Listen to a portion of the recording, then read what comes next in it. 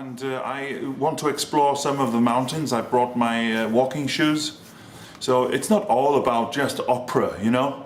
We need to relax a little bit and let our hair down. I think that's more important sometimes. I'd like to think so. I hope so. I'd love to see a World Cup or a European Championship with Wales involved.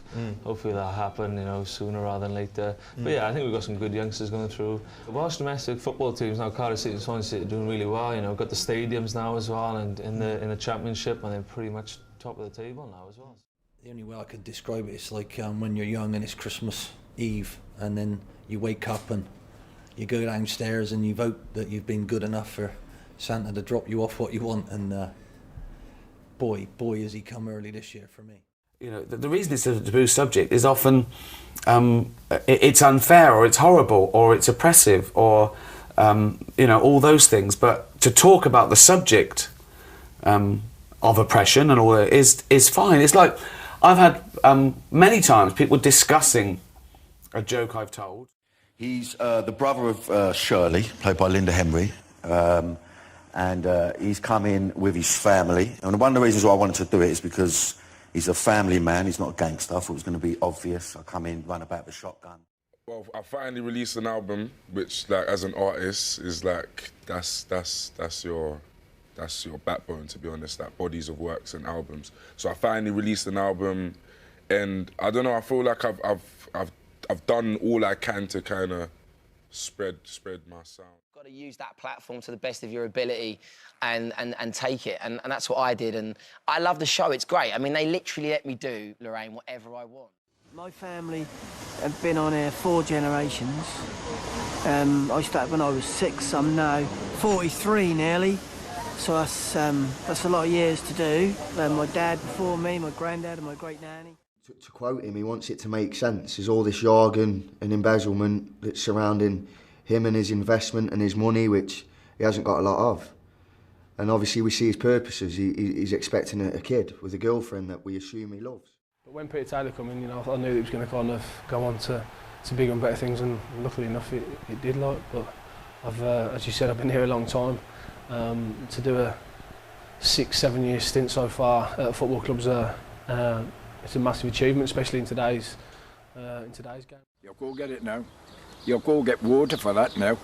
And what they used to do with the stamps, he says, no, I'm not pulling out, like. I've seen them go in the stamp, they put that hype in for the stamp, put it in and work it slow.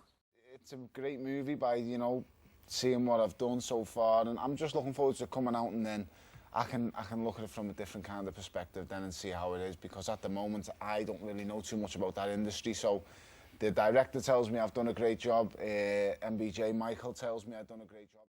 I can handle fame, man. I can handle it, and I can take it or leave it. I don't go to fancy do's and parties and celebrity parties. I don't hang out with celebrities and that. So if someone asks me for an autograph, I kind of do it. If I'm not doing it, if I'm not busy, you know what I mean. If my hands ain't full, I'll stop and I'll do it, and I'll have a picture. But the thing what I found being a dad, and my wife took to it straight away, but I think as a man, it's kind of a weird sort of kind of process. I don't know why it took me a long time to get my head around it. And it just went after. It just went off after about a third of the film. And then when it came out, we were saying, oh, you should have been in it longer. And the director said, John Frankenheimer, he said, oh, I wish we would have kept you in longer. And I said, why didn't you? Yeah. He said, wouldn't it be great, Sean, it'd have been in longer. You know, I've watched the team a couple of times since the break of the new year, or the new college year, and the playing style seems to be a lot different as opposed to the playing style to last season and the season before. So talk us what you've been working on in training. It was built and opened in 1911. The ferry boat that was in at the time wasn't big enough to take the workers over the other side of the river to go to work. So they needed something that would carry a lot of people over in one fell swoop. Dave and I are just normal blokes. You know, we love food, we love the celebration of food.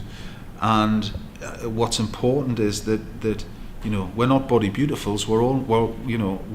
We're just normal people. You know, we're not 32-inch waists with a six-pack. We're just normal folk. I don't want to spoil the story, but Fergus's dad, essentially, for those of you who don't know, who haven't read any of Flying Fergus, and I'm sure there's quite a lot of you that haven't, he lives with his mum and his grandpa above his grandpa's junk shop, and he's mad about cycling, and he's never actually met his dad, so his grandpa's told him he lives in a place called Nevermore.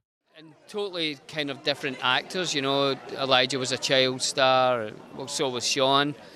Dom came into it as a huge fan of Sean Astin, so he was a fangirl for a while, you know. Dundee is definitely on the move in the 21st century. The whole waterfront's being redeveloped, and I think Dundonians really are regaining their confidence, and they're ready to attack on the world. And another thing we'd like to do is that they would start doing more of their tours in the Doric, and hopefully in a longer term that'll see kids understanding that speaking in the Doric, speaking in Moraine tongue isn't something to be ashamed of. The Highland officers would stand in the front line of the Highland Army all the way through history. Those who were their subordinates or dependents would stand behind them. The noble pedigree was very important because they didn't have to be disciplined like their Lowland or English counterparts. 100 Million Suns was a kind of direct reaction to the huge success, I guess, of that record and that song. You know, we didn't want to repeat ourselves, and we wanted to at least start trying to explore different avenues and different ways of presenting our songs.